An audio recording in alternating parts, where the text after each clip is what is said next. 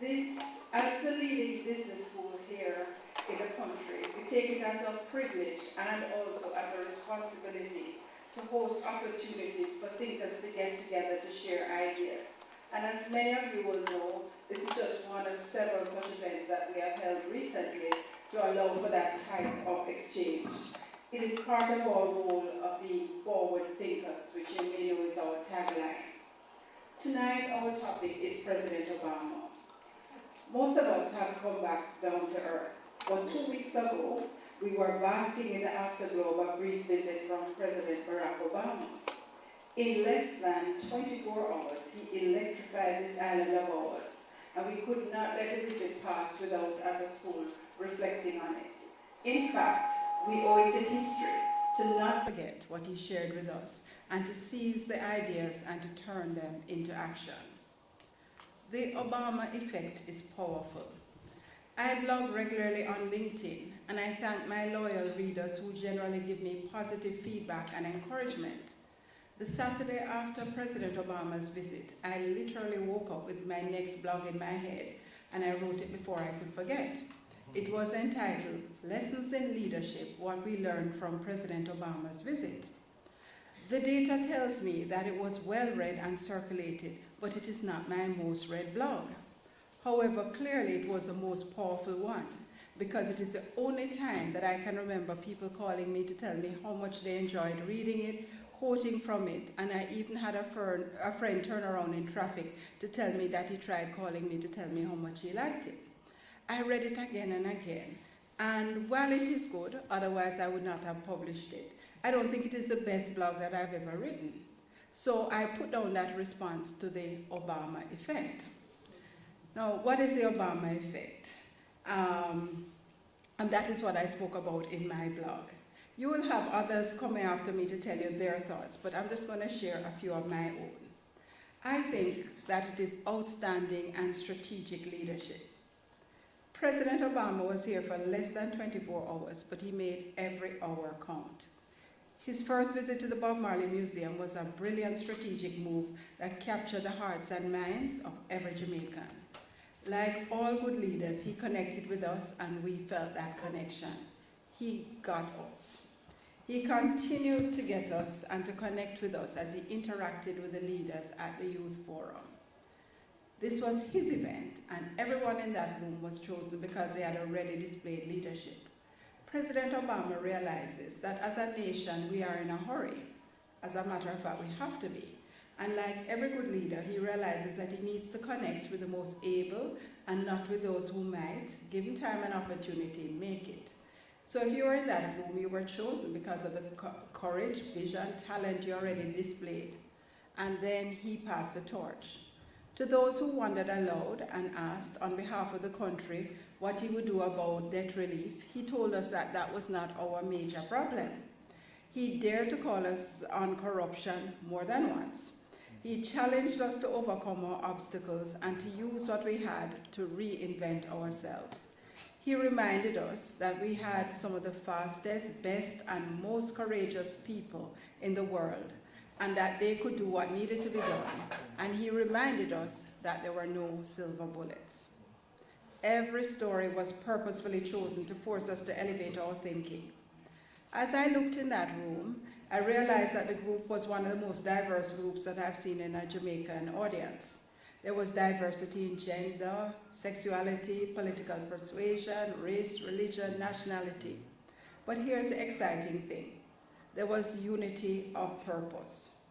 After he spoke, we all wanted to do better. We knew that we must do better, and we purposed to do better. Indeed, he left us with a feeling of, yes, we can. As I look here, I think we have that type of diversity and energy, and I'm hoping that tonight, indeed, we can recreate that magic. So I'm excited to hear from this head table about the future from those people I believe who hold it. Where do we go from here, having heard all that we heard and witnessed all that we witnessed 2 weeks ago?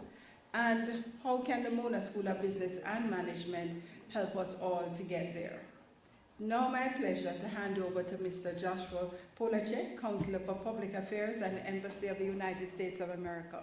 After he gives his remarks, I will invite Mr. George Davis to take up his position as chair. Thank you.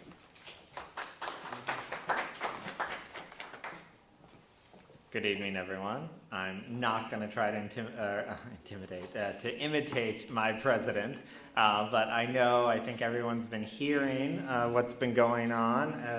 I don't know if anyone's actually heard the remix, but it's making its way across the clubs of the Caribbean, and it's already made its way to Miami.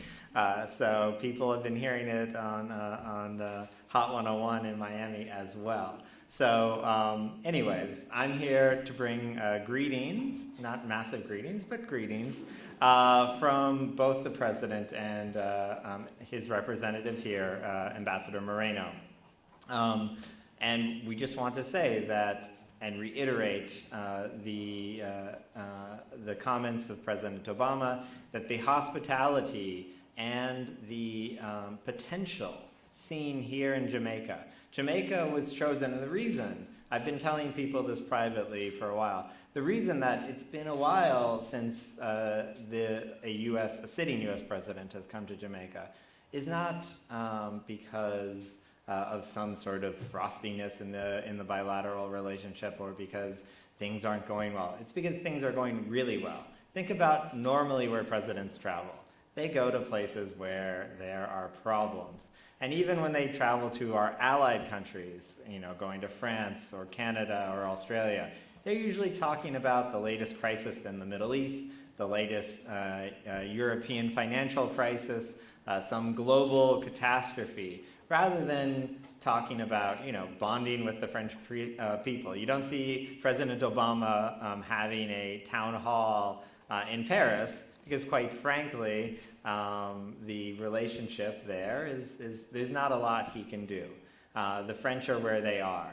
But here in Jamaica, and I think the Jamaican people, the young Jamaican leaders, and the young regional leaders, because as Dr. Crick said, it was a diverse crowd, not just of Jamaicans, but from across the Caribbean and really across the hemisphere. And President Obama reiterated the policies and our priorities that we have here at the embassy and that the U.S. government has vis-a-vis our bilateral relationship. And the first and foremost is to enhance the security cooperation. That means everybody coming together to address the issues of violence and the things that breed violence, the lack of opportunities for young people. The second is to encourage responsible and democratic governance. And again, I know Dr. Crick, you may have focused a bit on Jamaica, but he was talking at least Caribbean-wide and hemispheric-wide. I mean, the stuff that President Obama was talking about are not limited to Jamaica, aren't limited to the Caribbean, and are issues that we are continuing to deal with in the United States. And so that issue of governance and the issue of making sure that governance is both efficient, democratic, and accountable, that's an issue that we deal with day to day in the United States. There have been recent indictments of U.S. senators on corruption charges. And so it's something that it's not limited to any one country. It's not something where we're wagging our finger at a particular country. But it's something where we know, and as the recent death of Lee Kuan Yew showed us, there is a clear path forward. And it's a path forward of having a clean government that sets fair rules for everyone in society, invest in the people, invest in infrastructure, and really lets the people enjoy their full potential. And I think you'll hear from the panel today that potential that you see here in Jamaica and across the Caribbean is really immense. There's no reason that within a generation, within the time frame of Vision 2030, Jamaica should not and cannot join the ranks of the fully developed countries and the fully prosperous countries. And so that's the third goal that we have here in Jamaica, is to enable Jamaican health and prosperity. And the president talked about the important investments that the U.S. government is making in partnership with the government of Jamaica. But a lot of those things are dwarfed by the sorts of investments that the private sector is going to do. So yes, the U.S. government may be able to provide several tens of millions of dollars to invest in, say, the largest wind plant in Jamaica or the largest solar project in the entire Caribbean.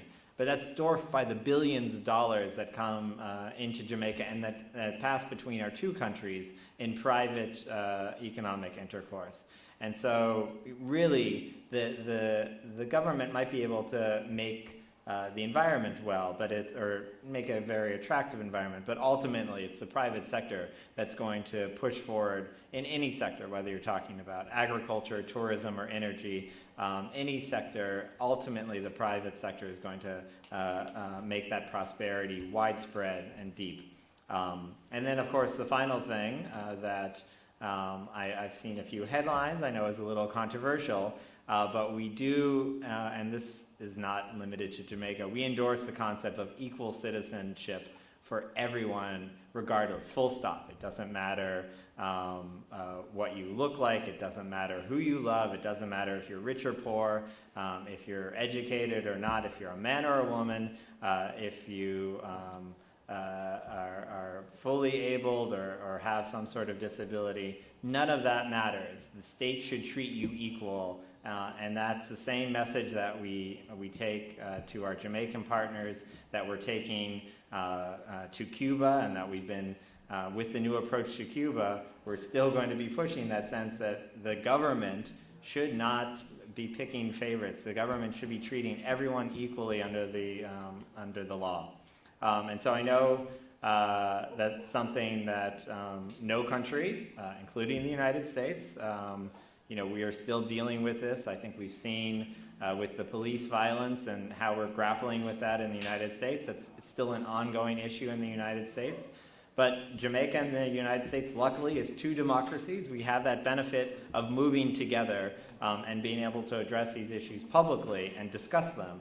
Rather than in, say, some of your, our neighbor to the north or some of our colleagues in other hemispheres, other countries in other hemispheres, where the government does not provide equal rights to all its citizens. So, in conclusion, I just want to say that it was an the embassy is still glowing. I know it's been 2 weeks, but the glow still, maybe we're keeping the fire warm inside the ambassador's office. We're feeding it with scraps of the little cards that we got, the little special access cards and the thank you cards. We're keeping the flame going. And I started off by saying, the presidents haven't come here because there's not big issues, there's not problems with the bilateral relationship. But that doesn't mean that there isn't an opportunity for Jamaica to regain that voice of the democratic South, to speak on those issues that matter regionally, that matter globally, and to really reclaim the moral position that Jamaica had for decades post-independence. And I think part of that is unleashing the potential that's here within the country and here within the people, and that we're here, we stand ready as partners to help in any way that we can. So I will, quote, because I was saying this before the president came, but big up Jamaica. It was an all-around, unparalleled success in my 13 years of diplomatic service, and in places like Iraq and India and Pakistan. I haven't been, this is my first presidential visit, but I've had visits by vice presidents and secretaries of state and secretaries of defense and senators. This was by far the most successful visit I have seen anywhere in the world. The hospitality, especially the town hall, the real tangibility and the forward-thinking nature of both the people, the questions, and the engagement of the young people. I think they've really set the bar high for those of us. And for those of you who are not invited to the town hall, what people were saying is, well, the cutoff's 35, so people that are outside the demographic, including myself. I happened to be working in the press section, so I got to sneak in that way, but I would have been outside the demographic. And for those of us outside the demographic of the young leaders, I think they've set a high bar for us, and we really have something to live up to for them. So, thank you to the people of Jamaica, and thank you to the young leaders, and also thank you to the leaders who are outside the demographic, who made both the bilateral meetings and the U.S. CARICOM summit so substantive. So I think we've got a lot to work forward or work towards. As they say, presidential visits can open the door, but it's up to us to work in partnership to go through that door. So again, thank you. And unfortunately, I do have to ghost, but I appreciate it. And I really wish I could be part of this panel discussion. And I know I know about half the people on the panel, and I picked 3 of the people on this panel to go to the youth forum, so I hope they comported themselves well, and they speak well of it. So anyways, thank you again, and I am sure it's going to be a great panel discussion.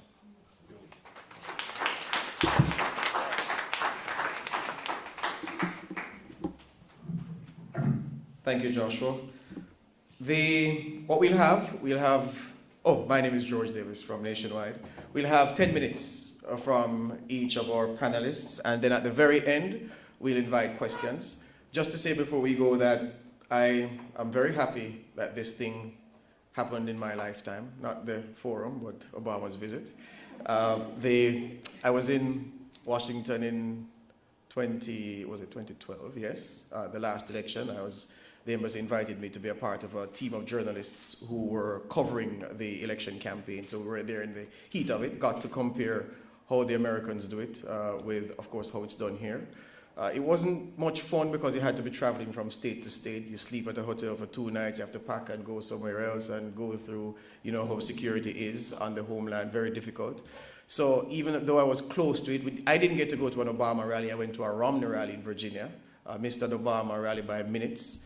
But I didn't feel as close to him there in Washington in the 7 states I went in the 3 weeks as I did here, being at the airport when he landed, and of course being at the National Heroes Park when he came to lay the wreath at the cenotaph. The point that I like to stress to people is that for a person like me, a child of the 80s, there are so many glorious things in our past which happened before my time, and I'm very, very jealous of persons like Jimmy Moss Solomon. Professor Williams is not that old. Not that you're old, Jimmy, you know what I'm just saying.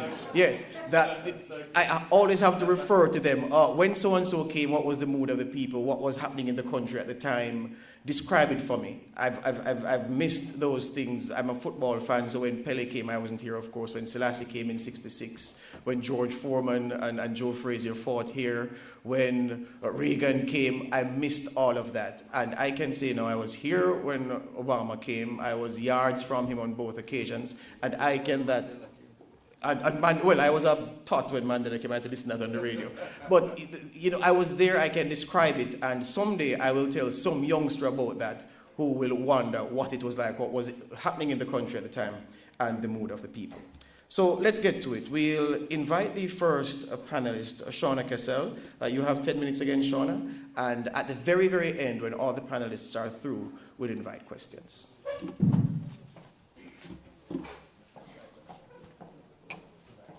Thank you very much. Thanks very much, George Davis. And thanks for everybody. Thank you for all coming. Yes, let's keep the fire alive. I was excited I'm happy to be here in Jamaica and happy to have had the opportunity to meet President Obama, to be able to shake his hand. So that was definitely exciting for me. Again, my name is Shauna Cassell. Let me just tell you a little bit about my background. I graduated from the University of Toronto with a degree in criminology and political science. I was in the military, spent 2 years there in the Canadian military, and then afterwards, when I decided what I wanted to be, to work within a criminal justice system, I applied to the Youth Services Officer and was working there for 4 years. While I was there, I decided I wanted to make a step in my life, and the step was to go back to school, and I applied to become, I applied for the public administration program. So halfway in the semester, I remember going to school this one cold winter day, early in the morning, so freezing and tired, and I got to the computer lab ready to open up my, ready to just get started in printing my assignment for class. And I remember seeing this magazine called Career Options, and I thought, that's where I'm at. I need to make a choice in my life where I need to go.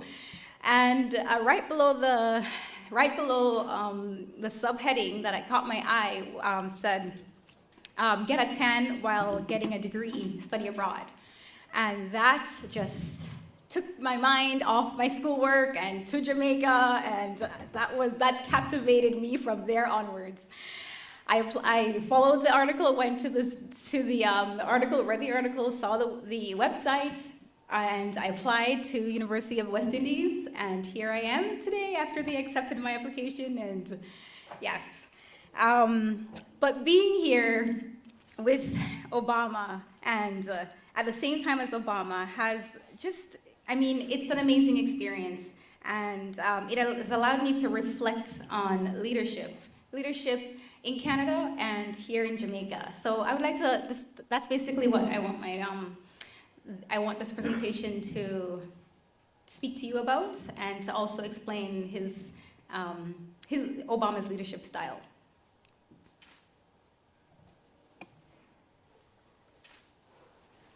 Okay. Oh. Okay. There we go. So for me, leadership is about building trust. It's about motivating people. It's about being a role model, being influential to others. And through that, you are a change agent for other people. These are the words that basically my mentors have exhibited in my life.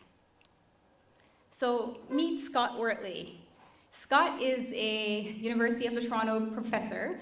His research is predominantly on racial profiling. And what I like about Scott is that he is very committed to the cause of trying to establish justice in a community. And what I get from him is that he wants to make a difference. Meet Kevin Janor. He's a captain in the Canadian military. He is a deputy superintendent, but when he's not in those positions, he will come sit with me at a coffee shop, and we can talk about everything. But the one thing the one thing that resonates with me is his focus on servant leadership.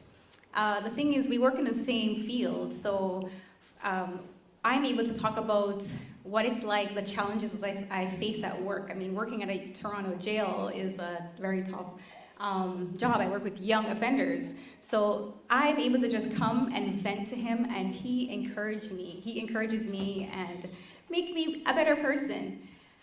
My pastor, Alan Todd, I like him because he's very passionate about trying to make young people better. And I remember him coming to my track meets when I was younger. I sit and eat dinner with his family, and the passion that he conveys I feel is exhibited in my own life. The point I'm trying to make is that leadership is close, it's upfront, it's personal. This is how you make an impact on people's lives. This is how my role models have made an impact in my life, and I still know them today. In fact, Scott wrote my reference letter to come to the university. In looking at Jamaica, I find that there are two different leadership styles. I see there's one where, like Canada, what I've experienced, it is up close and personal. Mr. Moss Solomon, executive in residence, he has come to our lectures on a number of occasions. He has, been to our presentations, sat in our lectures, and when I needed somebody to talk to get me through the MBA program when the moments of stress hit, I can go to Mr. Moss Solomon, sit in his office, and if I need to cry, I feel comfortable crying in front of him. But there's another kind of leadership. The one where it's a little bit distant. like, I was kind of expecting a little bit more of leadership to come to our class and say, hey, this is me. My name is so-and-so. My office is here. Come to my office anytime.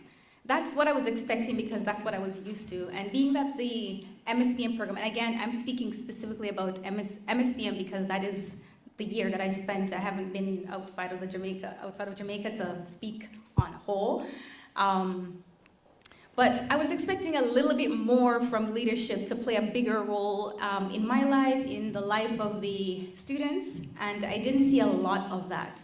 So having Obama come here, I mean, he left from all the way from the White House to come all the way to Jamaica, and not just that, but he came specifically to UE. He came and he selected a specific student demographic, and he spoke to us. He took off his jacket. He made us feel comfortable. He took questions. He interacted. He pointed out two of the young people in the audience and encouraged them to continue to do what they're doing. I mean, to me, that kind of exhibits the 4 I's of transformational leadership: industrial motivation, intellectual stimulation, idealized influence, individualized consideration. So what I'm saying is that we need to change from our traditional form of leadership.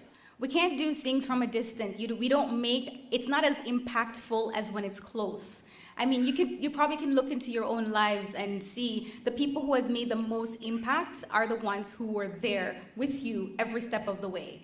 It's your mother, and we're all leaders in this room, right? It doesn't matter if we have more than 100 people followers or we just have one person, but the truth is that we all play a huge part in each person that follows behind us. We have a role to play. I mean, I can make a little metaphor, coming from a very cold country. When I'm walking on that cold ice, and especially when the snow has just fallen and there's a whole lot of snow and you have to walk. I remember in high school when I had to walk and I'm stepping in the snow when nobody else has stepped before. I'm the one who's making those first steps. But guess what?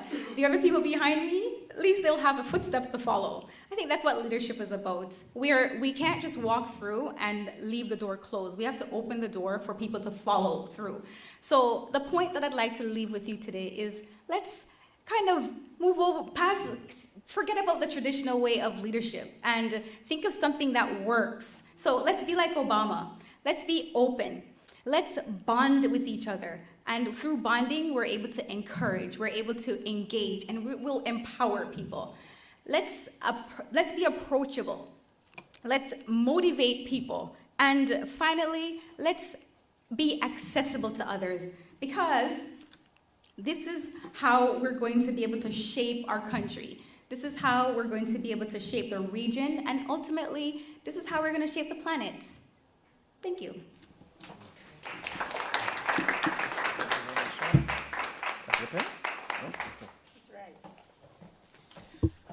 Thank you, Sean, and she was right on time. So, the president of the PSOJ, William Mafood, your 10 minutes now, sir.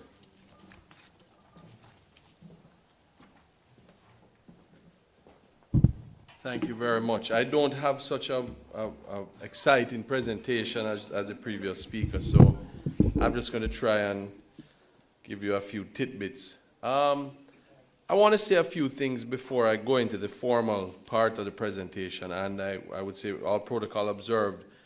Thank you very much, everybody, for having me here this evening. I watched, like George, I think for me it was also a tremendous lifetime achievement to be able to say that I was here in Jamaica when President Obama came. I am a little upset that I didn't get invited to the town hall, and I know, based on the qualifications, I understand the reason why, but I did see other members of the public there that were older than me, so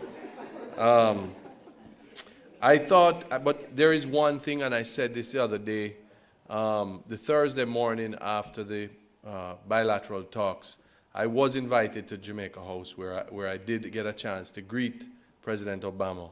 amongst a select group of private sector leaders. We stood in a semicircle, and after he came out of the press conference, he came down and introduced himself to each of us, along with the cabinet members, and he said a few words to each of us. And one of the things that struck me, and I said to a minister of government on the walk over to the office of the Prime Minister, was that the very first stop he made from the airport was to the Bob Marley Museum. And it speaks volumes to us as a country and to our leadership about the importance of our culture and the icon that is Bob Marley. And I think the government needs to take a lesson from that. I also had a call right after the visit when I told my children, I hadn't told them before that I was going to get to meet President Obama. And one of my daughters sent me a WhatsApp immediately, said, "Don't wash your hands, Dad." And I said, can you imagine the thousands of people's hands that he shakes every day? And he has to wash his hands. There is one other thing that I want to speak quickly to, which is, and Joshua spoke about it, equal treatment and equal rights for all citizens. And there is something that I think also we have a lot to be proud of in Jamaica, and that's the integration of our people. As a Jamaican, I feel extremely proud, and I sometimes wonder at even in the great United States, and I look at the treatment of some of the people in their communities, and I think to myself, and I know we have problems with the treatment of some people in our society, but at the end of the day, we are truly, I think the United States could take a lesson from us as a country in terms of how we have integrated in many areas. And I think that is one of the things that I would say he should probably take some pointers on. Basically, I think that it was a historic visit and by one of the world's most respected leaders. He introduced us to a different idea of leadership. I think it's important for us to examine our own notions of leadership.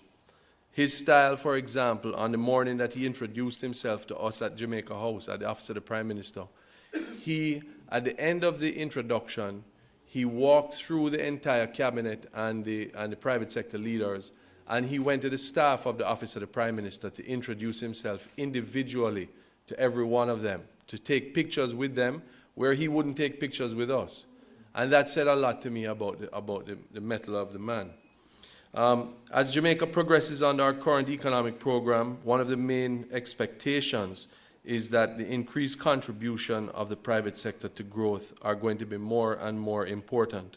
Gone are the days when the government monopolized the local economy with fiscal programs and a few large infrastructure projects, with the expectation that this will provide the growth the country needs.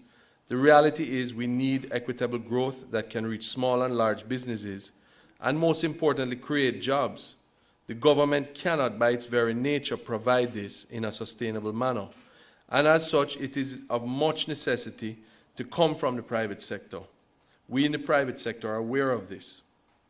The current economic program is also transforming our economy into one of greater competitiveness. We see the effects of this change as business and individuals have had to adapt to this new normal. And admittedly for some, the change is going to be very difficult or impossible. If we want to transform the economy to be more internationally competitive, we have to fix the fiscal predicament, and this transformation will become inevitable. It is this new normal that the private sector will, as a matter of necessity, have an increased role to play.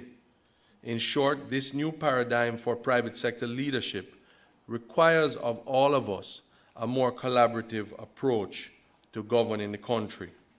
For example, we see where the financial sector has transitioned from one which used to sit back and make money off of government paper. Today, they now have to employ the appropriate skill that they can go out and analyze businesses, various investment prospects. We see them placing more focus on growing our SMEs and the small businesses. This has been acknowledged as a key contributor to developing small countries such as ours. In the past, the focus of these institutions was mostly on large corporates. Businesses are positioning themselves to be more competitive. by, among other things, focusing on exports. Grace Kennedy, just this past week, announced that more than 50, or at least 50% of their total group's revenues would be from outside of Jamaica. And in all of the private sector meetings that we have, we focus on areas of growth opportunity which will bring Jamaica severely needed foreign exchange. To make this transition, private sector companies also need to analyze the HR skills that are needed and whether they have the skills internally or they must either retain or acquire these skills. Either way, the private sector has recognized this paradigm shift, and we are actively working towards making these changes. This necessitates a more involved private sector leadership, a more collaborative one, which must also work with the government and all other stakeholders in civil society, in academia, to create an environment where we will all have the ability to prosper. This is especially so because of our proximity to the local communities, which makes it easier for us to help identify local needs and solutions. It is one of the things that the PSOJ has been doing, working with the government to effect changes in legislation, advocate for proper governance, and I must commend the government for their willingness to work with us in a spirit of openness and transparency. The most recent example of this, and there are quite a few examples, but the most recent example was the formation announced yesterday of the new board of the NSWMA. That board will be chaired by Dennis Chung, who is the CEO of the PSOJ, and it was at my request that he took that position. At an individual level, companies now have to nurture leadership in their own business, and that these can provide the direction and the type of leadership that Shauna spoke about, that fosters innovation, creativity, honesty, and commitment. The consequence of not doing so is failure. This new paradigm therefore applies to private sector leadership at both the national and micro levels. Private sector leadership must be ethical and walk this moral tightrope. For example, we must be at the forefront of encouraging tax compliance. With a small group of companies paying approximately 70% of all taxes, we must continue to work towards ensuring more persons and companies are tax compliant. The consequences of this lack of compliance will continue to be the reality that we live in today, with bad roads, poor infrastructure, and inadequate social services. We as a private sector can no longer tolerate persons among us who encourage unethical practices, as this is a significant strain on our sector. We must be at the forefront of decrying all forms of corruption, which can be found in both the private and public sectors. This is of paramount importance because corruption is deeply rooted in our society and has serious implications for development and sustainability of our nation's growth. The private sector leadership must insist that the agents of government perform to the highest standard, that they are held accountable, and work effectively to eliminate the forces that are holding us back as a country. The private sector role today is to be involved, to understand that we are all a part of the team Jamaica, and it is only when Jamaica prospers that we all also individually prosper in this new paradigm. This is because the government's ability to pick winners is a lot more restricted, and it is through innovation, efficiency, and fair play that we will all succeed. Thank you.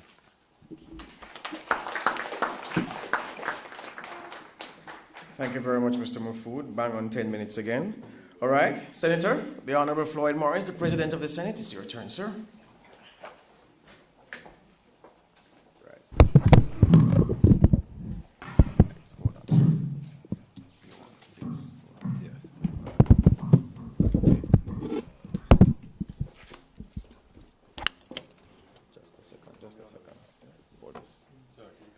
He needs to set his laptop. All right. Okay, hold on. Can take that down. All right. Okay, sorry. Okay. Based on how the laptop is it okay for you? Yeah, man. Yeah. Ladies and gentlemen, A pleasant good afternoon and pleasant good afternoon to the members of this August panel. It's really a signal honor for me to participate in this afternoon's forum, which is looking at the Obama visit to Jamaica 2015. Now, I must say up front that I am privileged to have been one of the individuals to have met the man.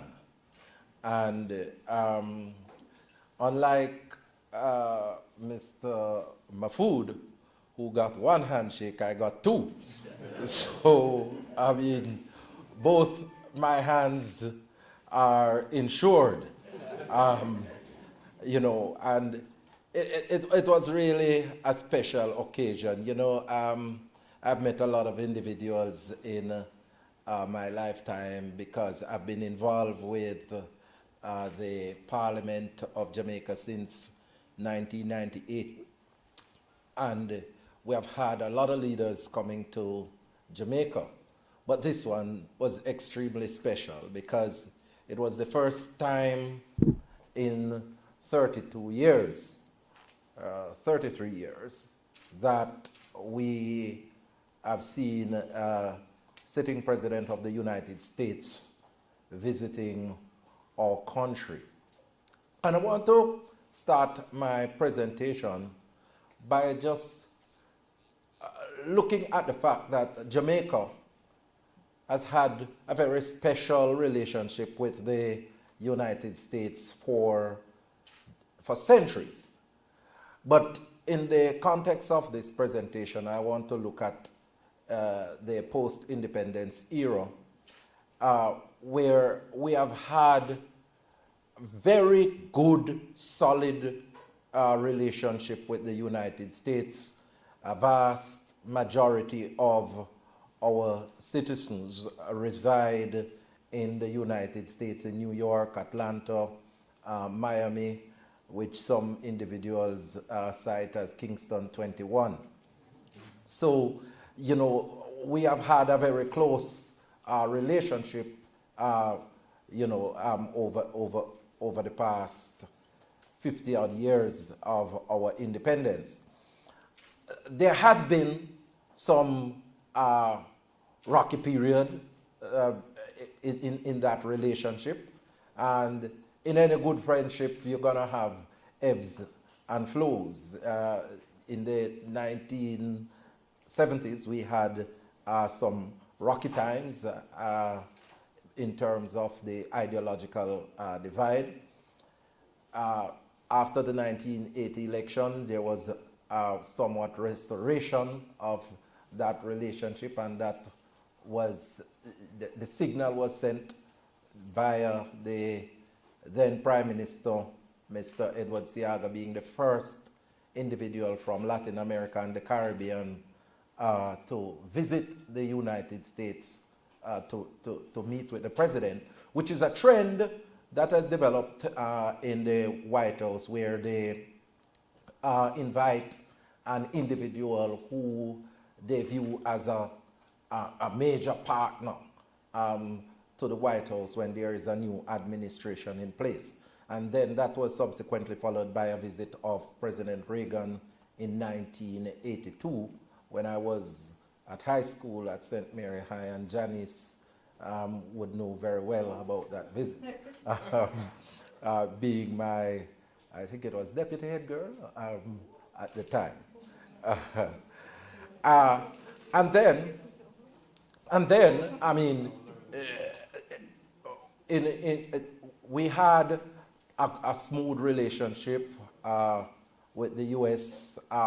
Subsequent to that, we had a somewhat rocky period between 2010 when we had the whole situation of that extradition issue, and also the situation with the IMF agreement.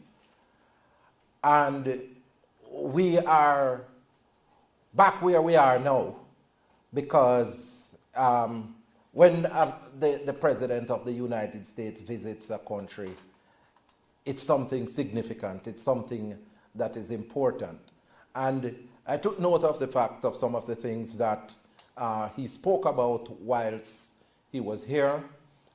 First, he really reiterated and endorsed the current trajectory of the government in terms of implementing the IMF program and to make sure that Jamaica's path to development is a sustainable one, and that sustainability has to come through the implementation of this IMF program.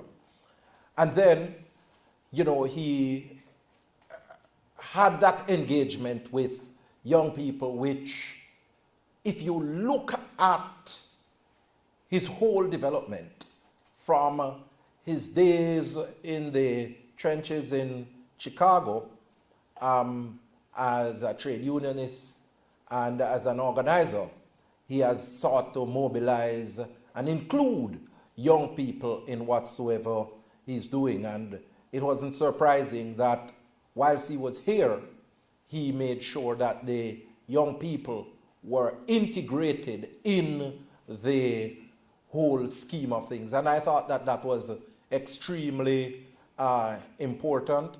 And there was a wide cross-section of individuals that were included. I mean, I remember them asking me to submit a group of names of young persons with disabilities to attend the function. And, you know, after the bug bit me, Mr. Sullivan, I asked them if I could be included in the town hall meeting. And they said, but we sent you a list of 10 names to be submitted and you never submitted your names. But I told them that I was over 40, so I would be qualified because they asked me for 18 to 35. But, you know, I mean, they said that they made special provision for some over 35 individuals. But, you know, it was inclusive, and the young people did very well. But there are some quick things that I want to make so that I don't be accused of a politician, a typical politician who rambles on and on. But the fact of the matter is that we have seen some interesting development and opportunities in terms of the agreement that has been signed with the government of Jamaica in terms of prospects for natural gas and renewable energy. And, you know, I understand that within that facility there is a $700 million project fund that businesses that are engaged in alternative energy can benefit from that. And I think a company has already started that process. The whole situation of education, what he spoke about in terms of the opportunities to forge that collaborative effort with young people in the Caribbean and Latin America to make sure that they are brought into the United States and to share their experience is another significant development. The whole situation of entrepreneurship, which I want to just zero in on, because if Jamaica is to come out of its economic conundrum, entrepreneurship is going to have to play a critical role. But it cannot be the entrepreneurship of the past where, you know, individuals, boy, may I try a thing, may I do a thing. That cannot cut it. And there are some structural deficiencies in individuals engaging in entrepreneurship in Jamaica, because we go into business and individuals don't keep proper records. So they are not able to access funding from some of the formal institutions. Well, I mean, you go to a bank, they want you to present them with some historical records. You go to a development agency that is providing some form of donor funding, they wanted to do the same. And that is where our young people now will have to grab the opportunity in order to change that culture, to make sure that whatsoever businesses that they are engaged in, they seek to keep proper documentation so that they can benefit from the opportunities that are out there. And I want to say, as I close, I don't want us as a society to always have to wait on individuals from outside to come and tell us what it is that we are doing that is right. Because the truth is that there are individuals locally that have been saying that Jamaica is on a particular path, development path. But I am certain that now that President Obama has come, a lot of individuals tend to believe what experts have been saying locally.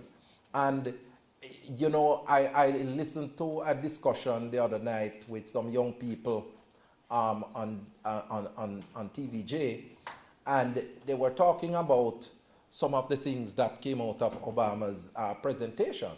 And I was saying, you know, that when it comes on to venture capital funding, this is something that has been in train, and last year the government through the DBJ put out a call for proposal, and when I checked with DBJ, that call for proposal was oversubscribed, which says that there are a lot of local companies that are interested in investing in good businesses and in companies with good business practices, you know, to stimulate their growth and development. You just want to see what is happening with those companies that have been listed on the junior stock exchange.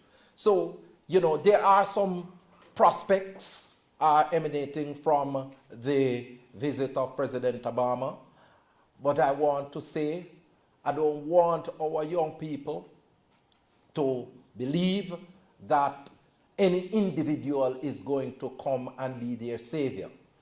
They have to make sure that they grab the opportunities for themselves.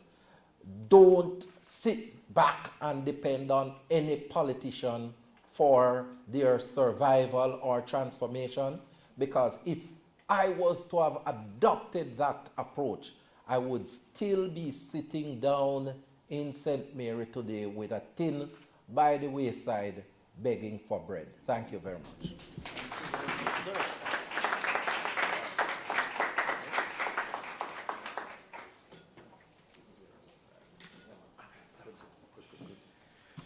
Thank you very much, President of the Senate. I now invite the President of the Young Professional Affiliate of the Jamaica Labour Party, G2K, Matthew Sumoda.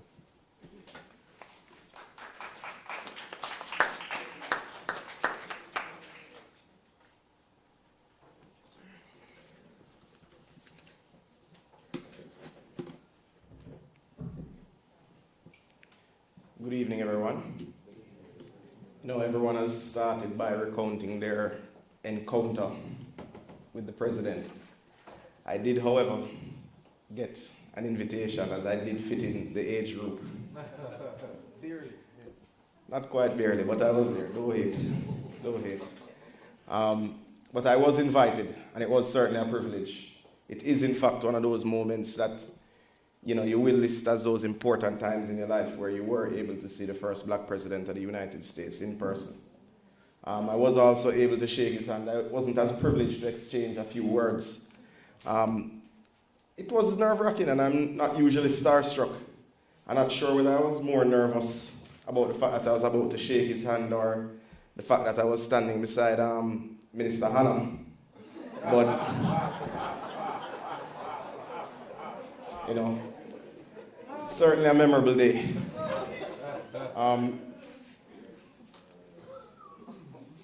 Now, let me start by thanking Professor Williams for extending the invitation to be part of such an esteemed panel, and certainly all protocol observed. It is indeed an honor to sit amongst the likes of my co-panelists. I think the topic is indeed very timely. This against the backdrop of the recent visit and the current state of affairs prevailing in our country. Now, a new paradigm, such a broad concept, a theory or a group of ideas about how something should be done, made, or thought about.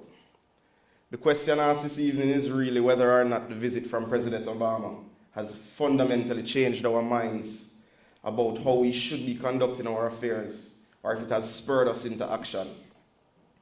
Was his inspiring youth town hall address, along with all the fanfare and paved roads, enough to change how Jamaica handles its business, or even wants to handle its business? Now, it's a fair question, because we were visited by the most powerful man in the world. To most Jamaicans, he's a symbol of how far the black race has come. Let's be frank, this man is a rock star. But is there truly a new paradigm? For me, the answer can be found by first briefly looking at the US-Jamaican relationship, looking at how the US provides assistance to us, noting Jamaica's fundamental issues, looking at Mr. Obama's proposals, and finally determining the level of impact that these proposals will have. Now, Jamaica and the US are no doubt intertwined. The interaction between both countries is deep and continuous. As Mr. Obama said, we are neighbors through ties of commerce and kin. Approximately 1.5 million people of Jamaican extraction live in the United States, which is more than half of Jamaica's current population. 3 million people travel between both countries each year, with over 2 million of that figure represented by US citizens traveling to Jamaica. There's an estimated 15 to 20,000 American citizens who reside in Jamaica currently. We have had official diplomatic ties since 1962. Additionally, the US is still one of our largest, if not the largest, trading partner. There is no doubt that both nations have had a significant impact on the other's culture.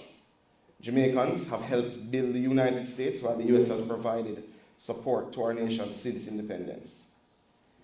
The assistance the US provides to us, both directly and through multilaterals, is extensive. It has kept Jamaica stable through rough times and provided the framework for much needed social development. When one considers the USAID mission, it has to be viewed as an equally valued partner among all GOJ ministries. It maintains good relations, extremely good relations, with OPM. The relationship between our nations is characterized by the openness of the bilateral relationship and the degree to which the US government is able to implement several programs that it does with us. These programs are largely aimed at increasing peace and security by reducing crime and corruption, promoting economic prosperity, investing in our human development through significant education investments, significant investment into our health sector, especially through the HIV/AIDS prevention initiative. Now, there were some new announcements made by President Obama during his visit. Unfortunately, we don't have the fulsome details yet, and Mr. President of the Senate, we await those details in the upcoming weeks of the tangible things that will happen. The information made available after the press conference certainly did give us hope, however. The town hall meeting did give us further insight into where President Obama's head was at for helping us, for where he wanted to see us go. He definitely brought his message of hope and change, and I think he largely inspired all of those who were able to hear him that change was indeed possible. He reminded us, and I quote, "Young people today are interested in building the future through hard work of entrepreneurship and are not interested in cronyism and corruption." The major things that he touched on and his major announcement included the $70 million US dollar investment in education in Latin America, the launch of the Young Leaders of Americas, where young people from Kingston will get to broaden their horizons and will go through internships as well as be exposed to venture capital funding. And it's a shame that Mr. Polacek isn't here. I wouldn't have minded one of those invitations as well, so feel free to pass that on to him. statement of intent between both nations as well to pursue the development and deployment of energy-related technologies. A new fund to mobilize private investment for energy projects for the region, as Senator spoke to. He did congratulate the government on the IMF program, but we mustn't forget that he did stress the need for a credible growth agenda to be put forward. He further encouraged Jamaicans, as all speakers have said, to pursue greater human rights and equal rights for all of our citizens. No doubt, this was a touch on the gay rights issue. Briefly, we did touch on CARICOM and its engagement of Cuba. So, there was no doubt a wide range of topics touched, and he did encourage us to take certain positions. But before we can see if these positions really can be taken or if this paradigm shift can come, we have to look at where we are, and we have to acknowledge it with brutal honesty with ourselves. It's often said you can lie to everyone else, but you can't lie to yourself. Government of Jamaica is largely constrained by a lack of resources, anemic economic growth, high unemployment and inflation, a debt to GDP ratio of just under 140%. The government has clearly made gains restructuring our economy under the extended fund facility, or the terms of the extended fund facility of the IMF. Progress on debt repayment and that structure is significant. But with over 1,500 murders annually, including acts of savagery against children, compounded by deep and entrenched corruption, there are still serious threats to our nation's survival.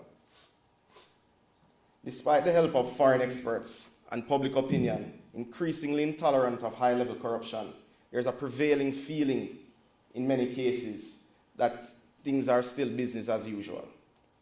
Recent handling of matters such as Chick V and the Riverton saga are prime examples.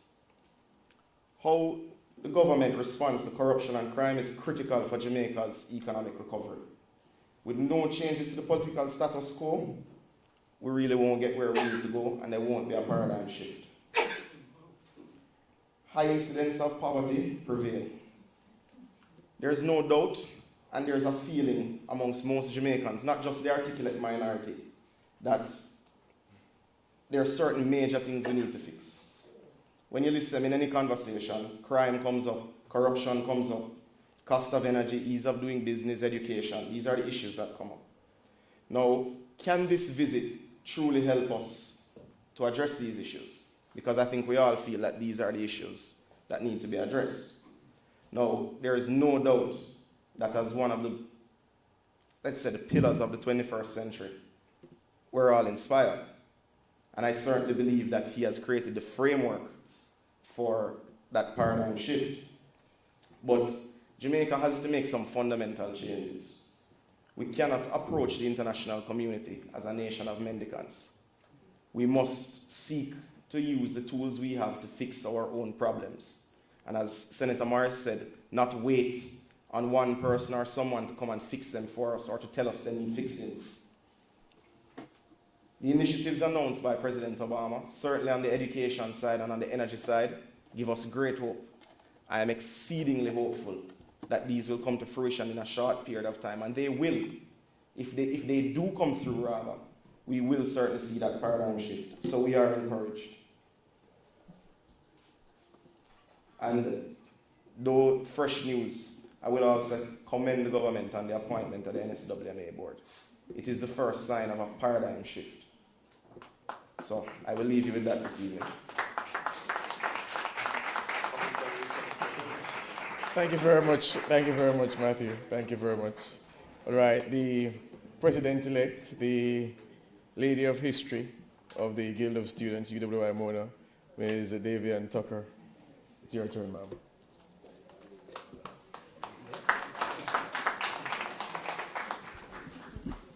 Good evening, everyone. The lady of history, I like that. Well, interesting. So Jamaica after Obama, a new paradigm. I am the Guild President-elect, and therefore whatever I say will reflect my council, and I will tie them into it, of course, right? So it is a new paradigm, the Guild Council as well. Panelists, media, Dr. Ann Crick, Mr. Davis, all other invited guests, my guild councillors that are here, and the audience, welcome. Please stay with me until the end of my talk. So we're going to be talking about the Obama effect, right? It's the president of the USA, the leader of the free world, who owns what is known as the beast, steps onto a platform and says, "Greetings, massive." He then proceeds to smile and say, "Wagwan, Jamaica." And now Jamaicans who knew nothing of this man almost automatically respect him, loves him, and have begun asking questions about him. My vision of leadership, ladies and gentlemen, and that which the Porters truly embodied in his visit to the island, firstly describes actions that inspire hope. Understanding how critical a role image, sound, body language, and even sentence construction plays in influencing the psyche of those you are delivering a message to, and more importantly, strategically using those findings to enhance your reach, is indicative of conscious leadership. So the Porters, for example, explicitly mentioned two of our young people that are leaders in their own spheres. He quoted Bob Marley, an international icon and a pioneer that is relatable to us, who was one of us. And so, fundamentally, everything after Bob is just great, right? It's Bob Marley. Wow, the president knows Bob Marley. That's a big thing for people. It connected with us. Most importantly, the president was human.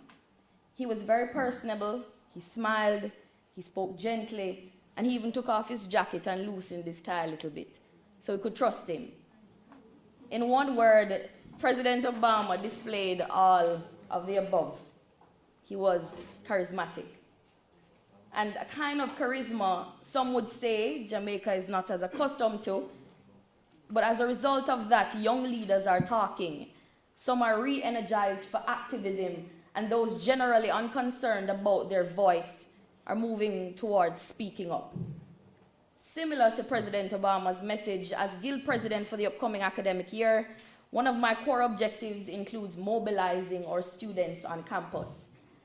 As student leaders, apathy is one of the factors that really we're consistently faced with, sometimes as a result of underrepresentation of some. But the council will be actively enlightening students of their rights as customers at this university, causing them to understand the power that they have as those who elected us as guild councillors, as well as being the largest group of stakeholders here at the university. So in doing so, we will expand the avenues through which we're able to reach the guild councillors, they are able to reach their guild councillors, to report their issues, to help solve these issues, and to reconnect with their leaders on all fronts. These issues, I should say, are not limited to our institution, but on a national and regional level as well. Because the truth is, and some of you might consider that, the nation tends to see us as selfish. So we only talk about things when it has to do with tuition, only things to do with ourselves. But that has to change because you're all taxpayers and expect more from us. And so we will deliver that. So inspiring student engagement is critical to the life of this country, and moving students beyond inspiration, but to actually want to integrate in the affairs of the society, is a charge I've taken from the Porters. And as my councillors and I know, we will begin by acting as examples. So that takes me to the second point. In short, leadership, or any leader, ought to be able to mobilize his or her constituents to action when necessary. President Obama repeatedly throughout his dissertation addressed the issue of accountability and transparency. More directly in his answer to me, I got the last question in, I had to stand up and all of that, but he did it, right? He did acknowledge me. And he mentioned that the questions Jamaicans should be asking, and those of them in the US and wherever, and I quote, is, if the government is spending money right now, is it on something that is going to help create long-term growth and help people to succeed? If the answer is no, you shouldn't spend that money. Spending money just for the sake of spending money is not the formula for success. So right here, we have individuals that begin to think. So if Mr. Obama believes that those elected, including himself, should be held accountable and should act transparently with their people, Why can't our nation do that? A movement starts by sparking thought. Then someone like me now feels motivated to ask, so what of this MOU that the government is signing with Croc? What is the company and does it actually exist? I cannot really find any information. But then hundreds of tweets start to pile up and social media posts begin to echo more questions. And if we're serious, we take it to the streets and protest for more information and information now. Right. So university students and all of you who are here must recognize that they're the intelligentsia of this nation. Therefore, any movement can be started by us. As the Guild Council, we have the power to affect policies. Knowing these possibilities and the POTUS empowering us to create change rather than wait on it has sparked a keen eye in many to form groups that can identify opportunities to effect change and challenge the system. That is my vision for leadership. Finally, leadership ought to be transformational. At the end of my tenure as president, and I know each of my councillors share this vision, we want to be the paragon of excellence. Our decisions and actions must holistically represent the word change. President Obama has donated almost $70 million to be spent across the region on facilities affording vocational skills training to boost entrepreneurship and the funding of education. Simply put, transformational. In the radical decline of economic growth, once our allocation of that money is reasonably spent, the possibility of increased employment opportunities exists. Why? Because the pool of the employable will not be saturated solely by university graduates with degrees in hand, but rather balanced by persons that have been trained to use their hands. One of the best ways to bolster economic development, as put by the POTUS, is for the country to grow really fast. One key ingredient in that formula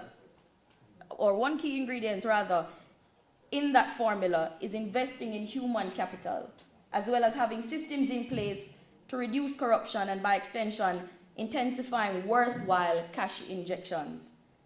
Now, as I embark on my journey as Guild President, President Obama implored me to do just that. He inspired me to walk the path of great leadership, which is embedded in remaining just and transparent with my team and those we serve, to ensure that systems are engineered to maintain the accountability of my organization, to inspire through personal actions and innovative initiatives that start positive movements, and coupling all of that, transform this campus and its leadership. Far-fetched? I don't really think so, because after all, I did meet the first Black president. Thank you.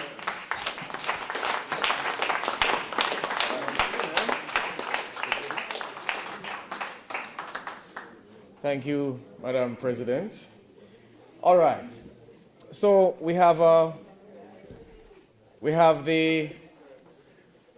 prominent, well, we have one of the most prominent businessmen in the country who happens to lead the group of most prominent businessmen and women in the country. We have a leader of a youth political organization. We have the student leader here, a student who lives elsewhere but is doing her learning, this aspect of her learning anyway here.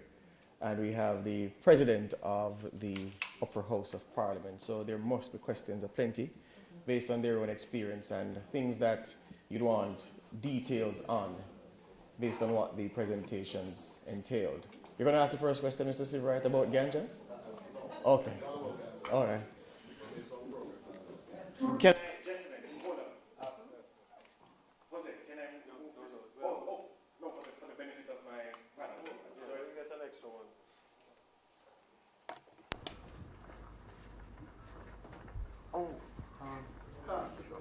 This is what I want to do.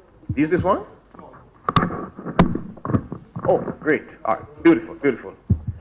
All right. So we have two microphones on the table. Right. So Mr. Sivrite, go. Yeah, I know we're all. Oh, please, just introduce yourself to everybody here, please. And with the organization that you're representing tonight. Oh, Yes. it's a bit confusing. Delano Sivrite, I'm a citizen of Jamaica. Thank you. so much for having me here. I have a question for Mr. Mahfood, Ms. Tucker, and Mr. Floyd Morris in particular.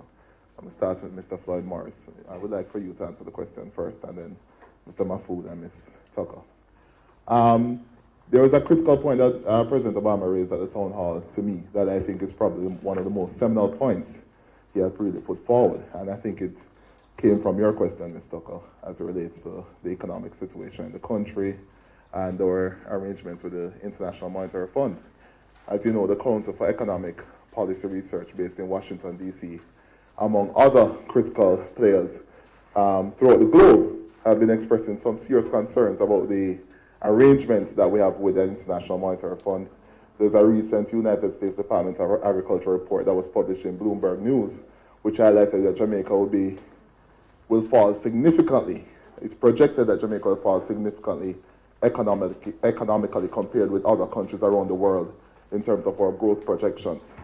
And this was really bad news. In addition to that, of course, the Council of Economic Policy Research expressed deep concerns about whether or not the IMF arrangement is beneficial to the Jamaican people. Senator Morris is asking where's the question. So the question now for you. Yes. You know half the context of that. Yes. So, Morris. Obama said very distinctly, and I'm really happy he made the point that that whilst it is wise for the Jamaican government, and this is his personal position that many of us don't agree with, but he said whilst it is wise that the Jamaican government continues to abide by the tenets of the International Monetary Fund agreement, and other of us agree with it, it is critical that we focus on growth and ensure that we grow ourselves out of the problems that we find ourselves in. And that is an absolutely critical factor that must be taken into consideration going forward. I want to get your opinion on that statement from President Obama, which I think is the most seminal statement he made here on his visit. And I would love to also hear from the private sector lobby, because you guys have become really nice with the government, and also Ms. Tucker. Thank you.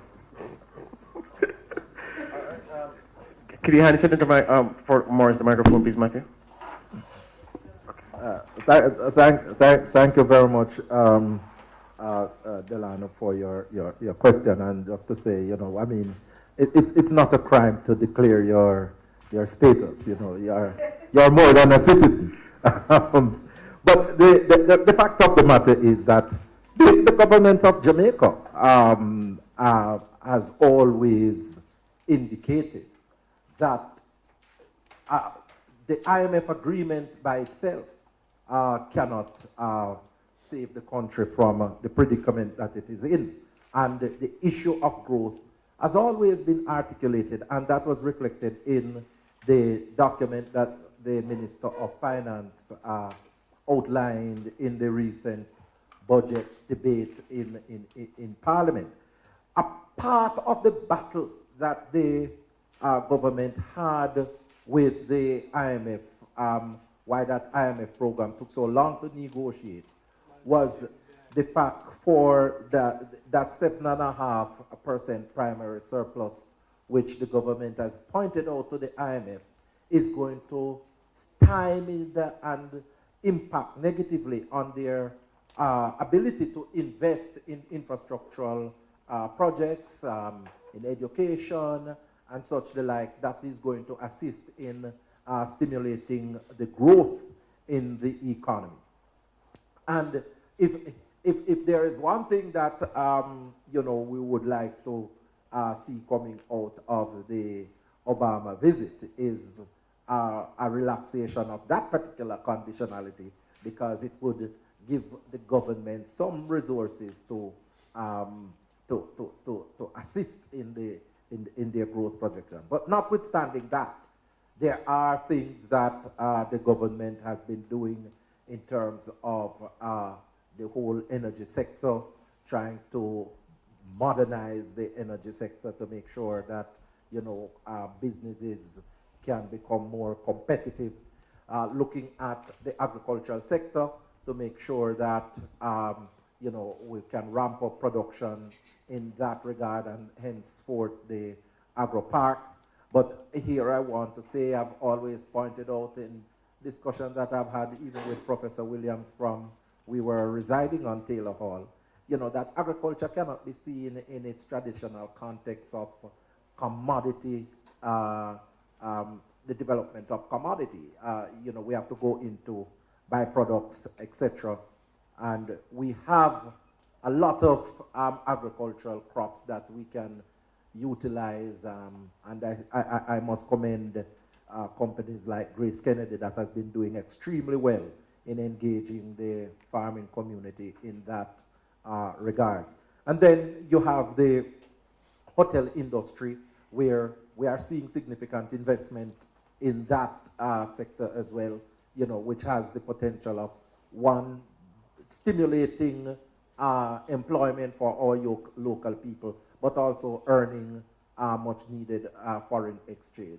And there are a number of other things that, if you look at the document that Minister Phillips had tabled in Parliament, you will see clearly the growth strategy of the government. So growth is critical to the government, and the government understands that it cannot just be structural adjustment that is going to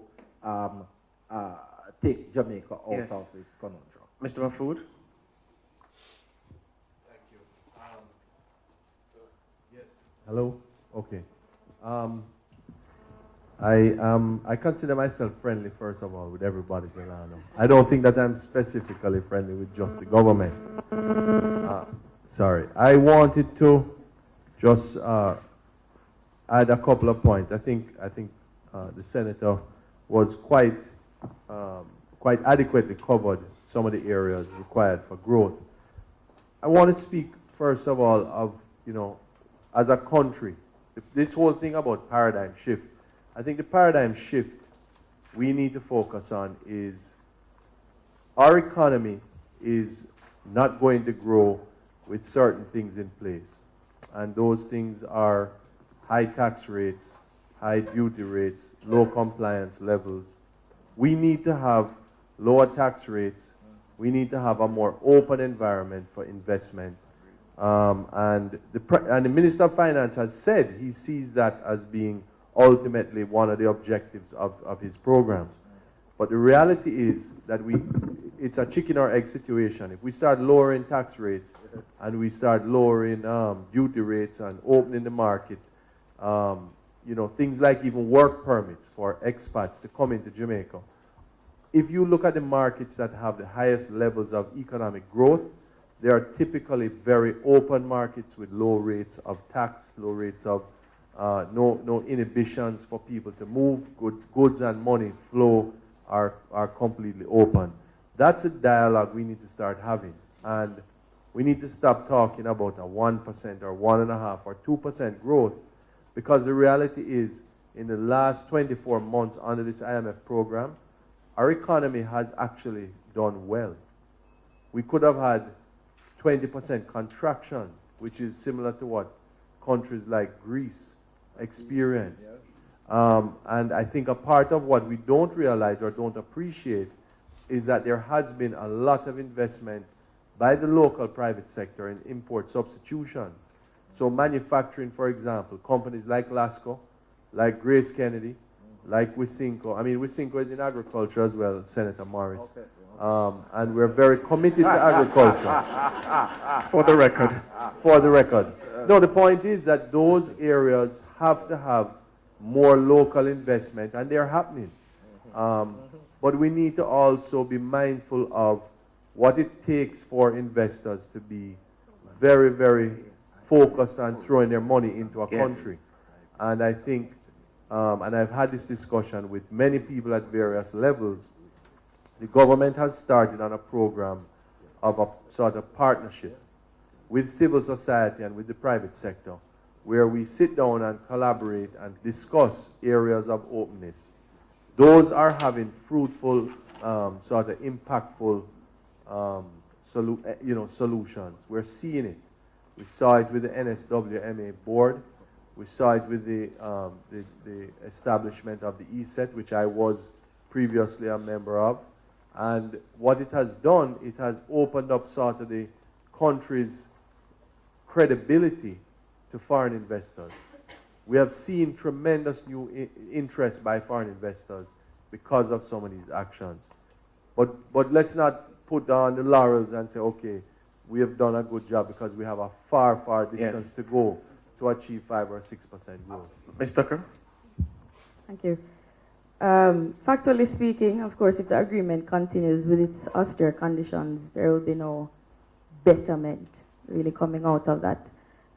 President Floyd Morris and Mr. Mafu just addressed it pretty well, but the donation that we're getting, I mean, that will relieve some of the chokehold in terms of investing in human capital that is directly related to that. How impactful it will be will be determined by our efforts.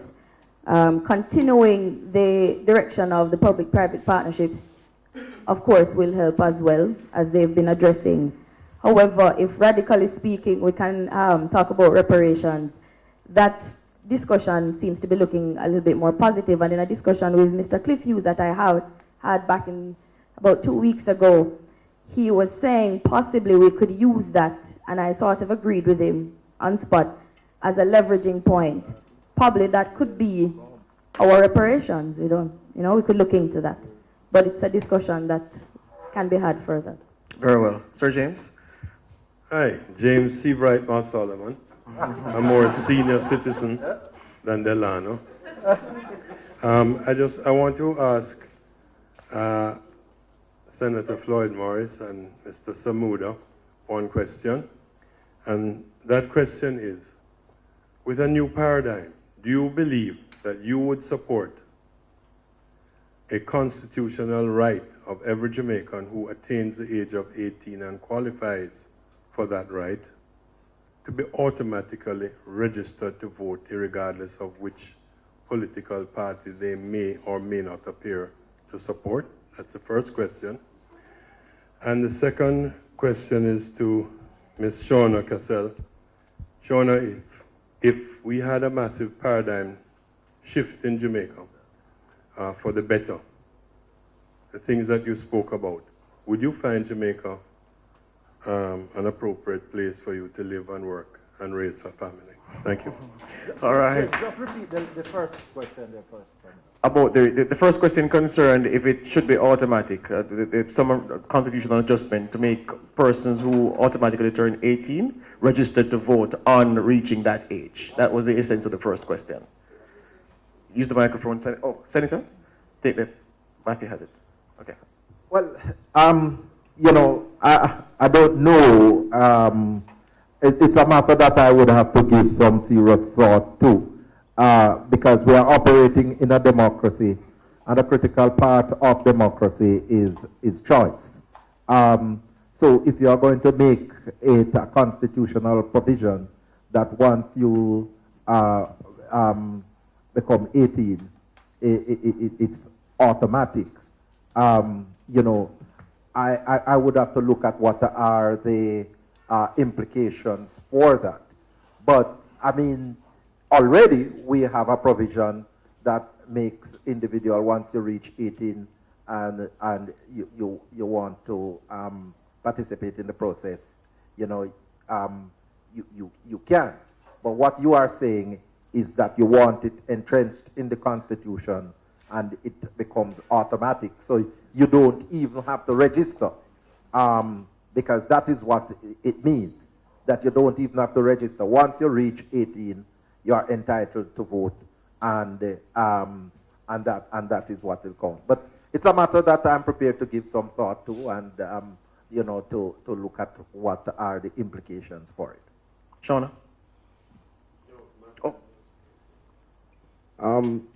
It speaks to efficiency first and foremost. I think we need to move to a single identification system. So once you reach 18 and you have to get a PRN, you have to get a NIS just to function. I don't see the need for voter's ID number, TRN number, NIS number, lotto number, every other number under the sun. So certainly I'm in agreement that there should be one form of registration, and that registration as an adult in the country should make you eligible to vote, and that registration would in fact register you in your address in the constituency that you're born, or that you live rather. I'm in agreement with it because of my own experience, and I do believe that the way enumeration is happening now, it cheapens our democracy. Because largely in certain constituencies which are marginal in how they're described, the person who enumerates more in certain areas wins. And that enumeration comes at a cost. And, you know, so I'm in support of that initiative. And just to bookend the point, the status quo is almost like a subscription service where you have to go to register to vote. Years ago, when Golding just came into office, one of the things he campaigned on was a national identification, which would solve many of the problems as Matthew articulated them. And I see no reason why, especially with the voter numbers we have, and then the proven trends of persons who did not enumerate wanting to vote, feeling the election each a week or two before, yet being unable to register because registration closed a long time ago. Because of the subscription service, they're disenfranchised, and it is inimical to the process that we're trying to let it run its course. If we only have something as important as voting available only by subscription, you have to buy in. I think it's dated. It's not 21st century. Your turn now, Shauna, for your question. So, would I live in Jamaica if there's a paradigm shift? Definitely.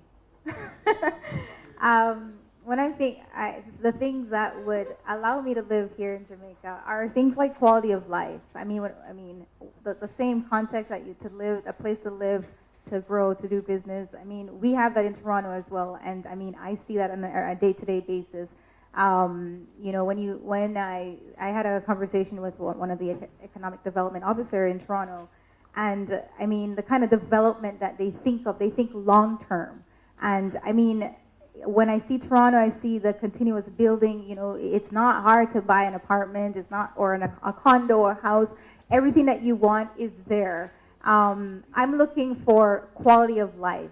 I'm looking for, and I mean, I'm going to touch on the whole election because it's not just election. It's every kind of service. I mean, for my 1 year of living here, very short, but still very long. It's very, talking about service, I find that as soon as I come out of the university, it's a problem. It's a problem just immigration. That was one of my issues. I'm a born Canadian, a born Jamaican, and I thought that by statement of my passport that says Jamaican, I thought that would qualify me as a Jamaican citizen. It doesn't. It took me a while to have to go through the immigration process, and I think that's the thing. Everything is a process here. A very long process. Everywhere there's a process. I think she means it's an ordeal. Yes. You know what I mean? So, yes. By the time I'm done my day, I'm already angry, and it's just me. So imagine if I had a family. I have to think about my kids. I have to think about safety. I want opportunity for myself and my kids and the people who are coming after me. Imagine now me as a youth. I was a youth services officer working in a youth detention center with people who commit offenses and are maybe not on the opposite side of the law. So can you just imagine, a country now where now how do you give them an opportunity? My job working there is to get them to reintegrate into society. If I'm trying to help other people as a leader, as I just mentioned, how do I tell these other people that's coming after me that there are lots of opportunity? Because there isn't. I think things are very, I don't want to continue. The point that I'm making is that I want to see, safety is important, leadership is important. I want to see excellent policies. If I can't trust the leaders, how can how do I guarantee that I'm going to have a good life here in Jamaica? For me? I'll stop here. Yes, all right. Can I take the other question, please? Trust Obama either. Hi, everyone. Good evening. My name is Stephanie Lumley.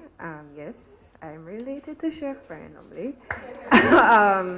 But what do? I am a communicator. I'm in public relations. I love social media. I'm a part of the articulate minority. If you don't know, look up the hashtag. But my question for everyone here is, they say hindsight is 2020. You look back, you you're able to identify patterns, you're able to say, boy, you know, this is what I did, and I feel great about it. So my question to each one of you on the panel is, you're in different capacities of leadership. Ms. Tucker, you have a year coming up. Mr. Mahfood, you have a term with the PSOJ, and it goes on. I want to know the one thing at the end of your service, at the end of your term, what can the public or what can your stakeholders expect to say, yes, this is what they achieved, if it's just one thing? Thanks. All right. Just before you answer that, can I take a couple more? I'll just write them down. Can you note the question? And then we just so we move the process along a little faster. Thank you, Stephanie. Sir? All protocols observed. Good night, everyone. Yes, sir. My name is Jermaine Bryan. I'm a student of the UA Mona. I kind of had a comment to make and a question, but Make the comment quickly, and then make you the can comment. Yes, and then you can give me the question. All right. My comment really has to do with entrepreneurship in Jamaica. I honestly believe that it is the way to prosperity, but I disagree in a sense with the government putting the blame on the entrepreneur in not taking the initiative, because I think the opportunities are here. I think big ideas can flourish in Jamaica, but I also believe that the government, in focusing on meeting IMF targets, is neglecting crafting a kind of economy that is conducive for entrepreneurs and conducive for these big ideas. Although I applaud the Startup Jamaica initiative and this move towards tech entrepreneurship, I'd also like to see more moves towards agricultural entrepreneurship and entrepreneurship in the services sector, and so on and so forth. So my comment really is to kind of prompt the government and prompt the stakeholders here to look into educating our people more of these opportunities, especially funding opportunities. Case in point, Oasis 500. How many entrepreneurs really know that there are angel investors even in Jamaica with US millions willing to invest in us? Yes. And the next thing is inspiring our entrepreneurs. Mr. Obama shouldn't have to come here for us to realize that entrepreneurship is important and that our young people need to be looking to being their own bosses. We as the leaders need to be teaching the young people that they can advance this nation through entrepreneurship. So that's really the commentary part of the question. Point made. Just a second.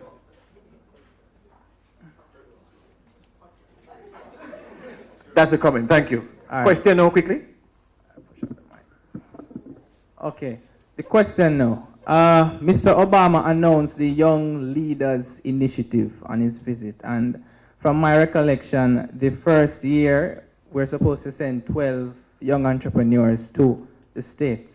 Am I correct? For a, right.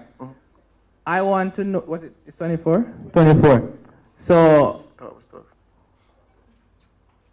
I want to know what mechanisms would these stakeholders here suggest that the government in charge at that time put into place to avoid the nepotism, so that the people that are on this delegation going to the States aren't the sons and daughters of the ministers in power at that particular time, but the entrepreneurs that actually deserve their place on that delegation. Very good question, sir. Can I take one more and then I'll ask the panel to answer 3?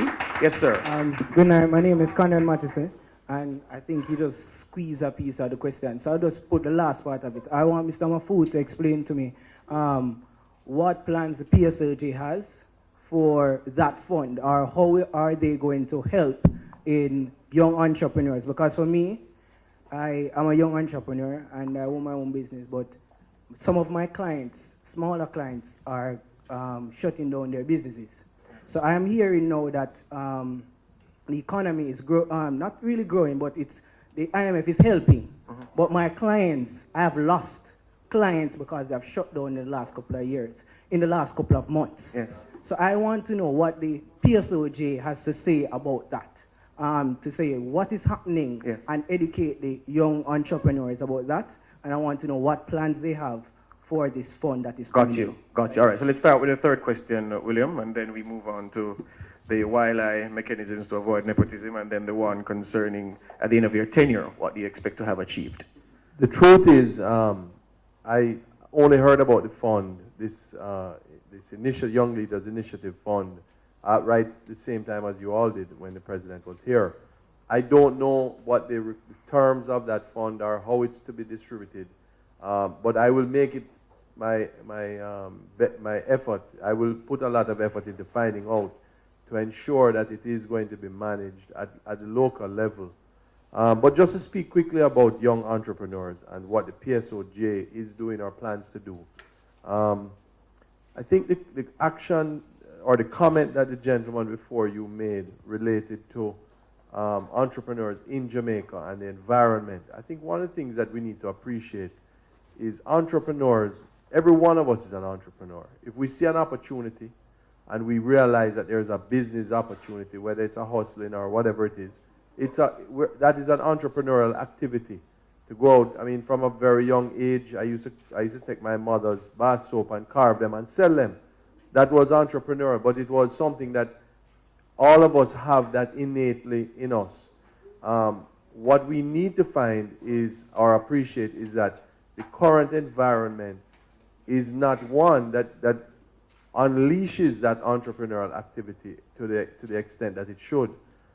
So through many different areas, through my involvement at the PSOJ, I'm focusing on those areas, which is to create or help to create the environment to make it better for young entrepreneurs. I'm also involved in First Angels, one of the for angel investor networks here in the country as well.